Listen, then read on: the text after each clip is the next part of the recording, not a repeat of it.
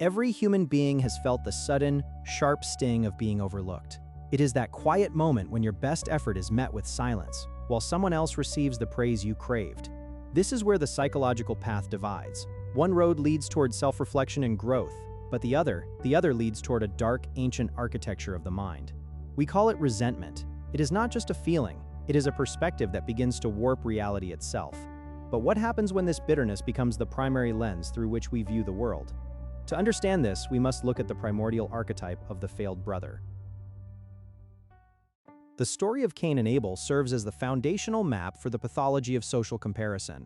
In the narrative, two brothers bring their offerings to the ultimate arbiter of reality.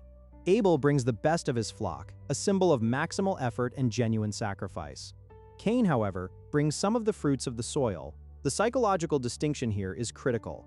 One brother aims at the highest good with everything he has, while the other offers a half-hearted gesture, a performance of virtue without the substance. When reality, symbolized as the divine, accepts the sacrifice of Abel but rejects the sacrifice of Cain, the tension is born. This is the first recorded instance of unjust inequality in the human psyche. Cain does not ask how he can improve his offering. Instead, his countenance falls. He interprets his own failure as a personal assault by the universe itself. This is the birth of the victim complex, the moment an individual decides that the standards of excellence are not a goal to be reached, but an insult to be destroyed. It is a terrifyingly common transition in human development. Psychologically, what does it mean when your countenance falls? It describes the physical and mental collapse that occurs when the ego is confronted with its own inadequacy. Instead of integrating the feedback and correcting his aim, Cain enters a state of chronic rumination. He begins to externalize the cause of his suffering. In his mind, it is not his mediocre offering that is the problem. It is the unfairness of the judge, and more importantly, the existence of his brother. Abel's success becomes a constant, painful reminder of Cain's failure. This is the essence of pure envy. It is not that Cain wants what Abel has, he wants Abel to not have it. The presence of the ideal represented by the successful peer becomes a judge that Cain cannot escape. To relieve this psychological pressure, he must either change himself or eliminate the judge. For the resentful mind, the latter is always the easier path. Bitterness acts as a powerful anesthetic. It numbs the pain of personal failure by replacing it with a sense of moral superiority. After all, if the game is rigged, then the loser is the only one who is truly honest. The ultimate expression of the Cain spirit is the destruction of the good. When Cain kills Abel, he is not just removing a rival, he is attempting to strike at the heart of reality itself. Because he cannot reach the divine to express his anger, he destroys that which the divine loves. This is a profound psychological insight. When we are consumed by resentment, we do not just attack our enemies, we often attack those who represent the potential we have failed to realize.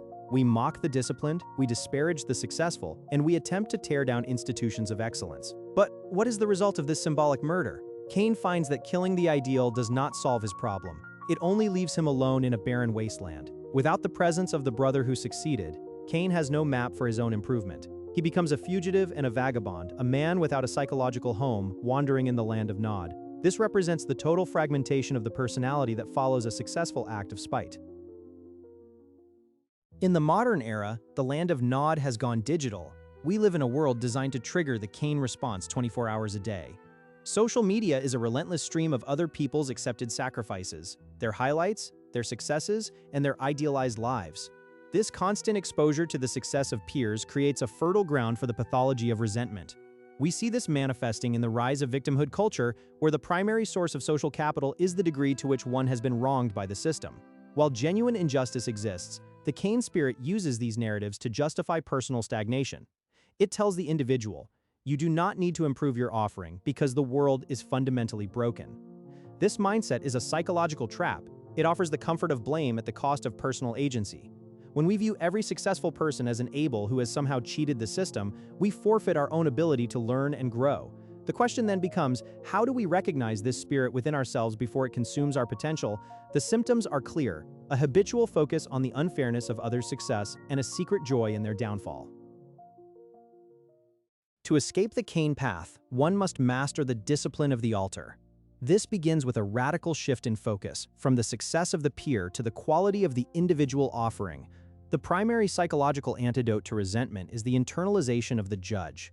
Instead of asking why the world has rejected you, the question must be, what part of my sacrifice was half-hearted?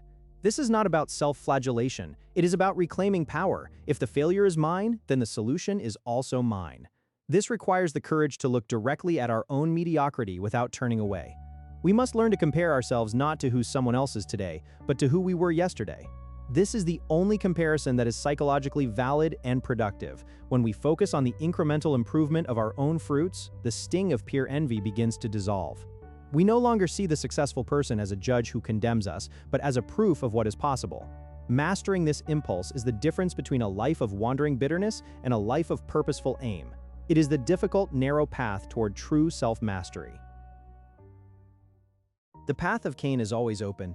It is the easiest response to the pain of life, but it is a path that leads only to isolation. By understanding this archetype, we gain the tools to choose a different way. Thank you for joining this exploration of the mind. If this analysis offered you a new perspective, consider subscribing to continue our study of these timeless patterns. The choice is yours. Will you destroy the ideal or become it?